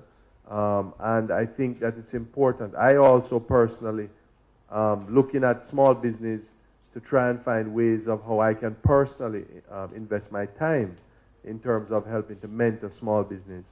Just today, we had a launch at the PSOJ with the National Youth Service to look at how to help develop younger people to prepare them for the entrepreneurial activities that they will one day hope to achieve. So I think more and more we're realizing at a PSOJ level and at a macro level that your business and the small business people in Jamaica are the ones that are going to make the difference. And the only way that you will, and all of us will have a feeling that we want to invest our money, because money is invested where it's welcome, you know. Money goes and runs down opportunity when it feels as if it's going to be protected and safe. So all we need to do is make sure that it's going to be the safe and the right environment, and the money will come. Can I ask you to touch the question concerning what at the end of the term of your executive, what is that one thing you would have hoped to achieve? The reality is, you know, I have no personal self-interest from being the president of the PSOJ. And I have heard in the past, a lot of people have said that the PSOJ was very much a large corporate kind of old boys, old school type of thing. I really want, as a Jamaican, I was born here, I grew up here, I went to school here, I want to see a better quality of life for every one of our people. And if I can do that through the development of a better environment for investors, a better environment for young entrepreneurs, then that to me, if it's even a small development or a small improvement, then I think I would have done my job. Good. Davian, you're taking office now, so same question applies to you. You and your team? Sure. I want us to be remembered for increasing the level of advocacy and how we advocate here at the university. And I want to ensure that at the end of my tenure, we reestablish the voice of the Guild nationally and regionally, so we're now affecting policies, talking about things outside of, as I had spoken about before, outside of the university, just reestablishing that presence and the importance of the student voice within the country. Good. Matthew, the G2K executive that you lead? I want to see the Jamaica Labour Party back in power. Maybe that's a little selfish, but that's my position. Senator Morris? Can you take the mic, sir? I say nothing wrong with Matthew's objective. You know, I mean, it's a part of the democracy. But I just want to say, in terms of my role as president of the Senate, I have overall responsibility for that institution. But, you know, there are 21 senators, and a lot of them speak on different national issues, and I have sought to zero in my focus on persons with disabilities because I live that particular experience and I see the challenges that they have encountered over the years. And so my focus has been on advocating for persons with disabilities and to work diligently towards having a more inclusive society where persons with disabilities are included in all facets of the society. And we have started that process with the passage of the Disabilities Act 2014. And I am going to be moving to the next level of that, which is to ensure that that legislation is actually implemented. And as such, you know, I'm going to be embarking on an initiative over the next couple of months to mobilize about 10,000 young persons across the country to be more supportive and helpful for persons with disabilities in their communities. So that is what I would want to see from my personal standpoint, to make sure that there is a more inclusive and responsive society to persons with disabilities. As it relates to the questions of entrepreneurship that was asked, based on my understanding of U.S. bilateral relations with Jamaica over the years, those funds and those individuals that are going to be selected, and I am prepared to be corrected, don't generally just flow into the government coffers like that. USAID plays a critical role in terms of the selection and disbursement of funds, and I get the feeling that a lot of those initiatives that were announced by President Obama will be handled and managed through USAID. So I think that the concerns about nepotism, you know, could be laid to rest once that is the mechanism that is being put in place. Finally, I want to say to young people, you know, that entrepreneurship is a serious engagement, and it is one of those areas that is going to play a major role in Jamaica's transformation.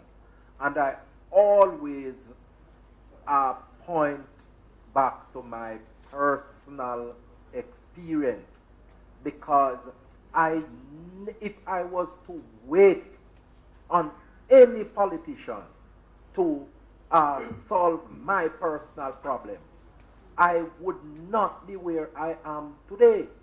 Right? I started out in St. Mary with a small chicken business. I wanted to raise 50 chickens, and Mr. Sullivan, before the business started, I was subject to predial larceny because the guy who bought the chickens stole 17 of them, right? But I used that 33 chickens and I raised them. It was successful. I started to open an account with the credit union. It mushroomed, and whenever there was problem with the business, I would have the credit union to piggyback on. One day the member of parliament came and saw what I was doing, and he gave me some mesh wire and zinc to expand. Thank him very much. But I continued on my merry way. I ended up being the largest poultry farmer in St. Mary, raising about 15,000 chickens. Right? And all of that assisted me in terms of funding my university education. I never went to a politician to beg them any money to fund my university education. All of that came through that small little chicken business that I was using there in St. Mary. And I want to say to young people, we have to adopt that sort of go get it attitude for ourselves. Nobody is going to go out there with limited resources today and just give you money like that and expect that you are going to continue to get. You have to make use of the limited resources that you have and just strive to be the best at whatsoever you are doing. Thank you, Senator. Just as we come to the other two questions, there's a point about financing and assistance for young entrepreneurs. It's funny, I did a program this week with the General Manager for Strategic Services at the DBJ, Claudine Tracy. The DBJ has a program that helps young entrepreneurs to do their books, to get the technical side of the business going together, because they recognize that, of course, a business is more than the grand idea and your savings that you use as seed capital. So they have an integrated program. They have an interface, whether it's a commercial bank or another financial institution that interfaces. You go to the bank, tell them what your financial needs are, tell them what your technical needs are. The DBJ does the crunching and gives a model, provides a model, and then they adapt it to fit your specific needs. Also, the Ministry of Industry, Investment and Commerce has a mobile business clinic that drives around the island. They started in the West just before the Jamaica Investment Forum that they had, meeting with the entrepreneurs, saying, okay, what is it that you're having trouble with in organizing your business so that you can survive? Because you know the statistics about small businesses and their rate of failure. It's about 60%. They open fast, close faster. So there is that kind of facilitation that wasn't there 5 years ago, because the government recognizes the need that they have to meet the young entrepreneurs, meet more than halfway down the path to get them in the best shape to survive, especially in a very tough environment. And make no bones about it, the US economy is much better than ours, but the failure of entrepreneurship, startups, is just the same, because it's just a standard thing across countries. Businesses open quickly, close faster. Yes, sir. Yes. Good night. Try to be as short as possible. So my name is Neville Graham, and I'm a sheep farmer and an entrepreneur. Now, fortunately, I was invited to the town hall meeting. Now, what I like about the town hall meeting with Obama is basically the setup. He spoke for a few minutes, and then he literally was just answering questions from the public. Now, most of you, probably not Shauna, lead very significant organizations. Is the town hall concept something that you can employ into your kind of establishments and do it all the way around the island so that people can understand what your organizations do and if they can benefit from them? Thank you, Neville. William, let's start with you again. Yeah, I think that's a great question. And actually, even looking at the PSOJ, people in Montego Bay, one of the first things I did the first week in office was I actually spoke in Montego Bay at the Mona School of Business. They had their business and management conference. And while I was there, I spoke to some people in Montego Bay and I said, what are your views of the PSOJ?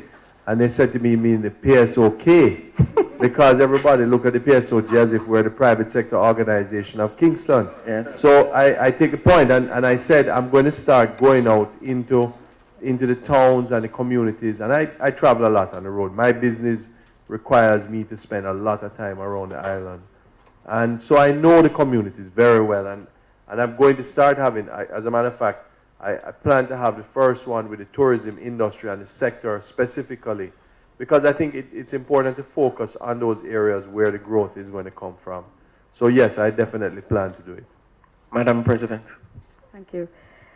Actually, our constitution dictates that each semester we have to have a town hall meeting, so we do that. However, it does limit us because we cannot breach constitution, so we're only able to connect with our constituents twice per year in that fashion. So what we're doing to expand that is 3 days, which is I think adequate for my councils to do. 3 days out of each month we'll be walking through the campus, strategically of course, into the different faculties to connect with our commuters, which is the larger percentage of the campus, but they tend to feel neglected. Yes. So we're going to be doing that. And outside of that, at the end of each month, in partnership with UA Markham, which is the marketing department, we're going to be hosting kind of like an Your Issues Live. But this is going to cover major guild issues and major national issues. But in this case, it won't be airing. It will be a tabled set of issues that students can come in and air their opinions and of fixing them, right? So that's what we're doing. Matthew. The most impressive things from the town hall meeting was the fact that I saw Jamaicans line up an hour before we were to be seated. 2 hours. We all sat down peacefully. We were very excited. But that aside, I think the format is very good. It's very good for open discussion. I'm not quite sure that it's a novelty, as I was just saying to Senator Morris. It does happen. I know certainly in our case, we have forums, roundtable conversations, veranda meetings, parish-wide, country-wide through our various chapters. It's part of the politician schedule, really, that kind of thing. It's part of it, and I mean, as any politician, young or old, will tell you, you try to leave a meeting without answering a question. Yeah. It don't end very well for you. So, I don't know that format is new, but it's certainly the way it was executed, the way it was handled, it was a pleasure to see. Very well. Do you need to answer, Senator Morris? Well, just to say, I mean, this idea of town hall meeting is not novel to Jamaica, because certainly from the organization that I'm a part, political organization that I'm part, I mean, you have had face-to-face, you have had live and direct, all of those things with leaders in the organization. So, you know, it is something that is a part of the political process, you know. So what you will find is that different leaders will have different approaches to the town hall meeting. And what you see there with President Obama was his style, because town hall meeting is his comfort zone. So he has executed that well because he has practiced it over the years. Thank you very much. Vivian, you have to leave us? All right, thank you. So thank you for your contribution. You have to leave early. All right, let's continue taking questions. All right, good evening, everyone. My name is Giovanni Maddox. I'm just about to finish my entrepreneurship major here at UA. And I'm also an aspiring entrepreneur. I'm starting a manufacturing business in which we are manufacturing paper-based whiteboards. So my question is I really have just two questions. I know the first question... Stop a little bit. Senator Morris is asking, paper-based whiteboards. Tell us a little bit more, what's that? Okay, it's basically, I found a way to combine a sheet of paper and plastic to recreate the whiteboard surface. Okay, that's used in classrooms. And you can use it in classrooms, and it's flexible and portable. So it's easy. Lightweight? It's lightweight as well. Right. Yes, it's waterproof as well. All right, question now, please. Okay, the question is, first, I know that there might not be much detail, but I'm going to ask it just the same. The 70 million that has been allocated by the US, does anyone know what percentage Jamaica will get of this? That is one. And on two, regarding the agreement signed between the USA and Jamaica regarding the alternate energy and the natural gas agreements, regarding this energy process, what is the requirements? As in, would we be required to harness the energy, and will we be required only to sell it back to the US? Are there any restrictions regarding this relationship? Those are just two questions I have. Thanks. All right, I think I can take the second one on the LNG. Basically what it is that, of course, you know, natural gas in its natural state, air, very difficult to transport. So with the liquefied, so basically under the plan, we will act Jamaica as a hub for the distribution of natural gas to other countries in our sub-region. So it will be sent here. If you remember the original plan for the LNG project under the previous administration, where they had a regasification unit and a floating regasification unit. So a ship out at Port Esquivel or somewhere off the south coast that served as the receptacle then, if you want to call it that. So the gas would be stored there and supplied to the on-land areas as necessary. That's kind of the approach. There'll be a regasification unit. The LNG will be stored there for use by Jamaica and, of course, for distribution in the other parts of the Caribbean. The major part of it, though, is for us to act as that hub, that distribution hub for the U.S. under the agreement. the first part of the question, the percentage of the YLI, as I call it, the Young Leaders of the Americas Initiative, that Jamaica will control. Senator Morris, you want to correct? Again, I point to what I know has been the standard practice with the U.S. administration in terms of these bilateral arrangements, is that they would go through the United States Agency for International Development. So you don't have a percentage per se that is allocated to any one country. What is likely to happen, and this is based on how I see them structure and operate, you will see a call for proposal going out by the parent entity in Washington to all the countries within the region, and the local USAID agency would work with local partners to put together a proposal for project funds. That is how they have operated over the years, and I don't see them diverting from that because that model has worked for them. All right, we have 5 minutes to go. I hope that satisfies you, sir. Ma'am, please, thank you. My name is Lane Comishang. Adjunct lecturer here in marketing and communication. May I lighten things a little bit? Yes, please. When I heard that President Obama was coming here to Jamaica, I looked into my crystal ball and I saw Cuba. Yes. And I'm old enough to remember that one of the main reasons that the USA saw Jamaica as important was our geographical relationship to Cuba and our continuing friendliness with the people of Cuba, no matter what.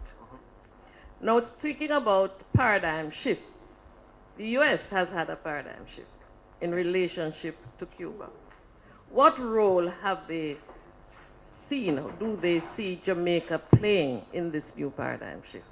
Was that discussed? Was that something that came to the table? Was that something that we should be looking at? Apart from the fact that it may impact on our tourism, what role does President Obama and the US see Jamaica playing in this new paradigm? Tough questions for the senator. You know, I am happy that she asked the question, because a similar question was asked at the town hall meeting. Yes. But we have to remember, and this is where I differ, you know, Jamaica and the Caribbean has consistently been at the forefront of advocating for Cuba, for that economic embargo to be lifted against Cuba. Yes. It's not something that came about just yesterday. All through the 70s, for example, that was at the core of the problem with the Jamaican government and the United States. And since that time, there's been a vote in Parliament every year on it, on lifting the embargo. Absolutely, absolutely. So I mean, but what you're going to see is more advocacy. The platform has been laid based on the policy trajectory of President Obama. So there is a friendly playing field that is there now. So you're going to see more advocacy for the policies to be relaxed. And you're going to see greater cooperation between Jamaica and Cuba. And we already have a foot in because of our years of relationship and friendship with them. And take, for example, there have been some joint marketing in terms of tourism between Cuba and Jamaica, because there are some individuals who traverse from Europe and Canada, and they make their connections to Cuba through Jamaica. You know, so more of that you are going to see in the future. All right, the lady has the last question. Good evening, ma'am. Good evening. I'm Ina Wongsam, and I'm a businesswoman. I'm sure all Jamaicans want to see Jamaica succeed economically, socially, and otherwise. But we are not getting to the root of the problem in this country. And this I am saying straight to Senator Morris and Mr. Matthew Samuda. You're both leaders in this country. If we do not nip the problems at the bud stage, how are we going to attract FDI, foreign direct investments? As Mr. Obama says, we need an educated and skilled workforce. I keep saying that to my employees as well. We need an educated and skilled workforce. There is a young man who works with me who lives in Tivoli. He's a casual worker. And I turn and I say to him, you need to go back to school. I am willing to fund your education. Listen, I need you two gentlemen to look at the dropouts in school, both male and female, and try to, as I say, every man has a talent. God created a talent, give every one of us a talent, and say, go and use this talent. Sometimes these young dropouts do not know their talent. We need to get back to a point where we have camps, where we can teach these people to use their hands, whether they're doing carpentry, they will still have to learn a little mathematics, how to calculate. That is what I'm thinking of. We still have women who need to do good housekeeping, who when you tell them they have to use a processor, they know how to use a processor. We need a lot of these things to be done so that these dropouts in school do not become the future gunmen of Jamaica. Yes. I would like to say if we can embark on a training program where we could gather up these dropouts at schools. If we train 50 people, it's 50 less gunmen on the road. Yes. It's only today I was sitting in my car in downtown Kingston and I saw two visitors walking along the road and I called to them. I said, be careful how you walk. No, we need to get rid of this. We need to get rid of be careful how you walk. We are citizens of a country and we should be walking freely. Thank you. Gentlemen, you are the political people of this country and we need you to look. If you train 50 men and women who are dropouts in school, we would not be having 50 more gunmen. When I see them, hear me. This is another gunman, you know. Within another 2 years, he'll be a gunman because he has not got the skills to earn a living. Thank you, Mom. Thank you. Thank you. Thank you. Senator Morris will respond on behalf of both gentlemen. Just to point out that education is the critical means of social transformation.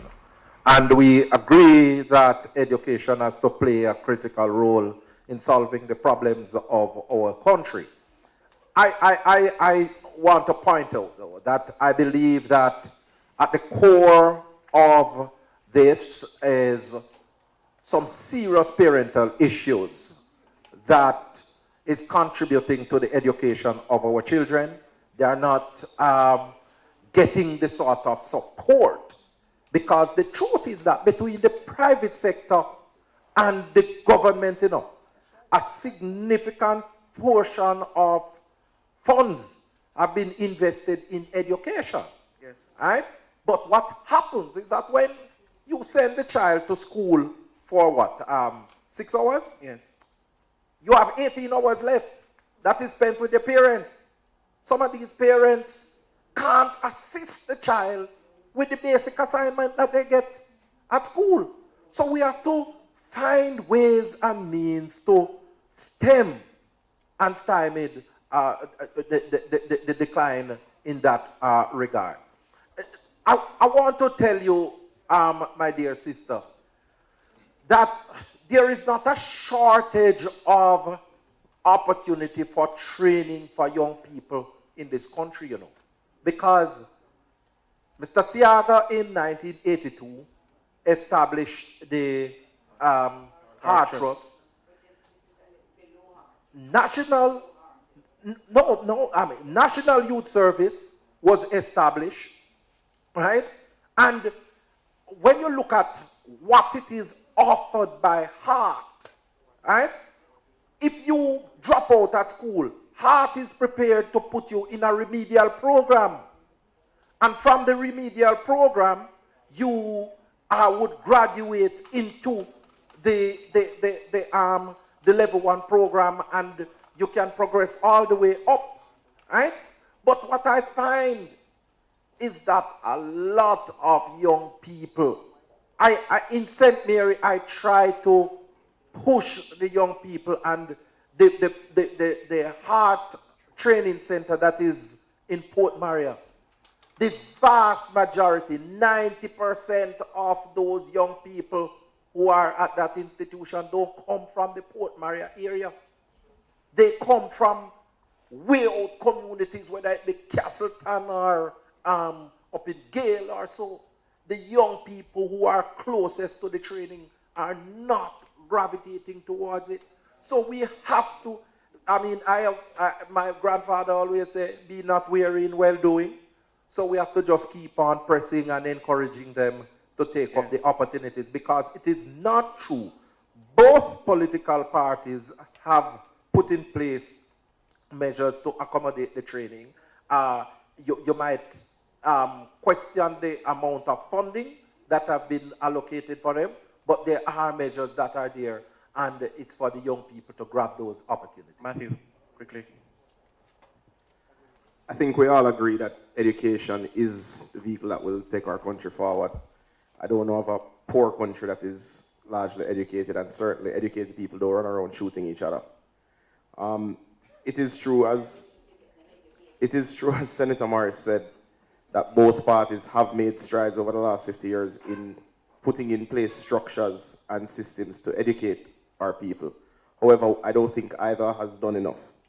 And one of the things that I don't think one of the things we haven't done is looked at the realities of what face our people and the realities of the world we live in, and structured our education system to face those realities. For instance, we live in a Spanish-speaking hemisphere. Spanish isn't mandatory up to the end of high school. So a lot of the investments that come here from new Spanish, well, as we're seeing, especially in the tourist sector, are from Spanish companies. So a lot of our persons are not able to take advantage of higher level jobs. So the profits end up being repatriated even at a higher rate. Should I yield, ma'am? I thank you, gentlemen, for what you have put forward this evening. But you have to remember, we are living in a changing world. And the level of heart, many of these men and women cannot achieve that level. So things have changed, and you have to change with the times.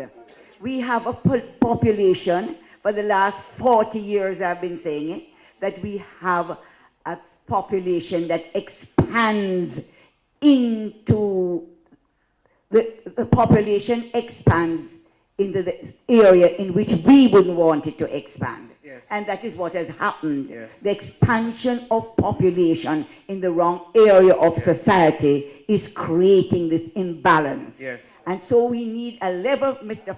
Senator Floyd, below the level of heart, where they can move up.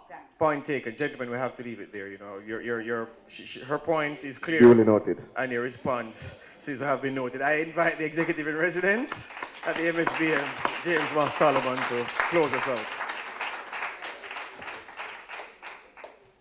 Ladies and gentlemen, on short notice again, you have responded to another public forum that we have put forward from the Mona School of Business and Management. It is there's no doubt in my mind that many of you have come here because of the selection of our panelists. And I'd like to start by saying our panelists from NAGIS, N-A-H-G-I-S, or N-A-G-H-I-S, NAGIS, not a gray hair in sight. I like it. And that was our intention. For those who may have covered it up with other means, well, congratulations to you as well. It's a new paradigm. But I want to say, on your behalf, I want to say thank you to our panelists, because it has been engaging. We are talking about new paradigms here.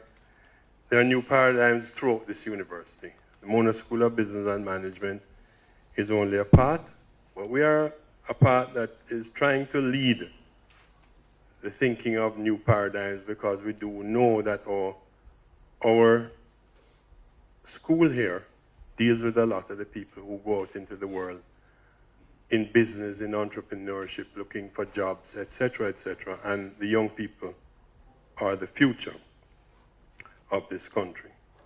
I want to say special thanks to our evergreen sponsors who made this possible, to Scotiabank, to Salada, and to Wisinco. I see William said they didn't have to put up a sign because everybody will be drinking the water both upstairs and downstairs. And that downstairs is to remind you that immediately following this, we will be having refreshment downstairs, and some of his other products in Beyond Water will be down there as well. So anybody who has a white rum, I guess you could bring it, because we may have a boom down there. So, but it has been a very, very good forum. I think I want to express my personal thanks to George Davis, who has led this program very, very, very well. It's a new paradigm, having somebody from outside of the Mona School of Business and Management chairing one of these functions, and we are open to new paradigms as well. I want to say thanks to Dr. Ann Crick, who brought the opening remarks on behalf of Professor Williams. I want to say thanks to Mr. Joshua Palachek, Counselor for Public Affairs at the Embassy of the United States. I want to thank Ms. Shona Cassell, Mr. William Mafood, Senator the Honorable Floyd Morris, Mr. Matthew Samuda, and Ms. Davian Tucker, because they have presented what I believe will continue through the media that are here this evening as a discussion point going on. Have we learned anything from President Obama? I believe from what they have said, yes, we have. We have seen a different space, we have seen a different reaction, we have seen a different leadership style, and each of us in this room are stimulated to think, how will we ourselves change? Because if we don't change, how will the mindset of the country change? If we are going to stick on the things that we have been doing, in my case for the last 50 years, 60 years, if I'm going to stick on that, then I'm not doing anything to help our country. And each of you think that President Obama has brought a message to say, listen, same old has not gotten us any economic growth, any social advancement, any more family life, any more love of your neighbors, love of yourself. I think we need to think on these things in our individual spaces and to spread the word of what has been said here tonight. I'd like to invite our representatives from Salada to make the presentations, because they're our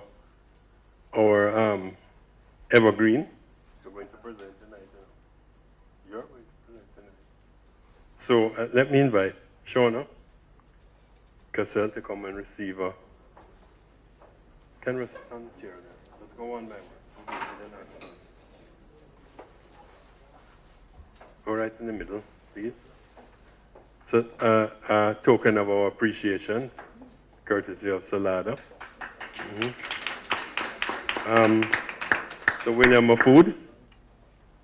The William Mafood, please come forward.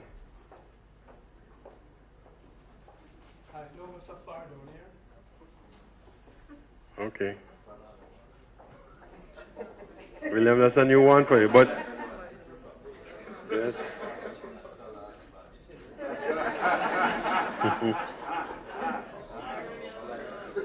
Mr. Matthew Samuda.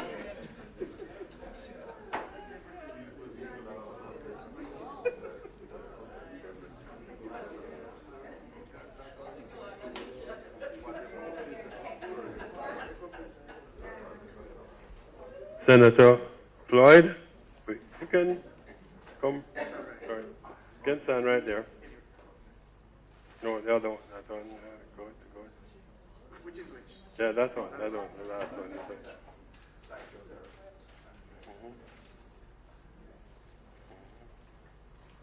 And, by no means least, Mr. George Davis.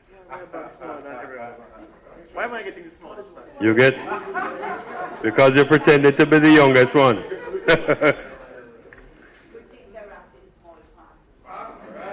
Ladies and gentlemen, you have been a wonderful audience and participatory audience.